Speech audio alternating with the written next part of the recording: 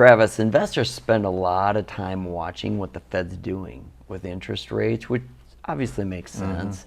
However, it's also important to understand other factors that are influencing interest rates, particularly long-term rates, which we use to base rates for borrowing costs across long-term consumer loans, such as mortgages. Sure, mortgage rate fluctuates as government treasuries do. But Yep.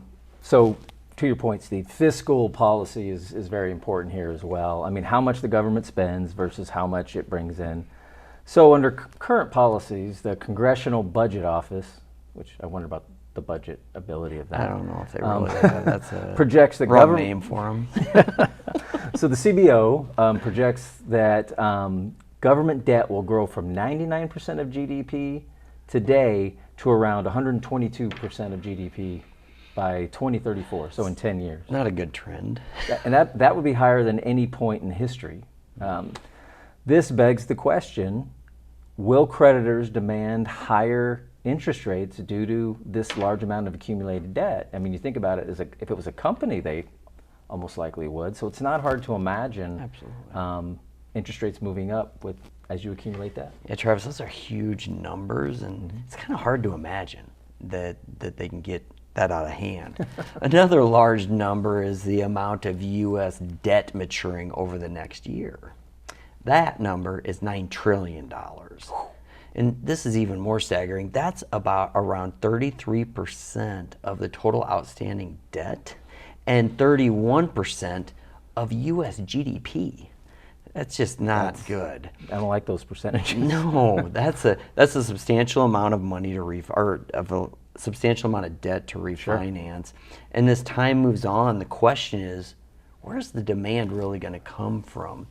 U.S. households, pensions, and insurance companies have been buying treasuries from the Fed as they've been hiking rates. Makes sense. Yeah, and at the same time, though, Japanese and Chinese holding of U.S. debt has been dropping. Yeah, and China has lowered its treasury holdings from $1.2 trillion in 2015 to $800 billion today. Another question to consider is where do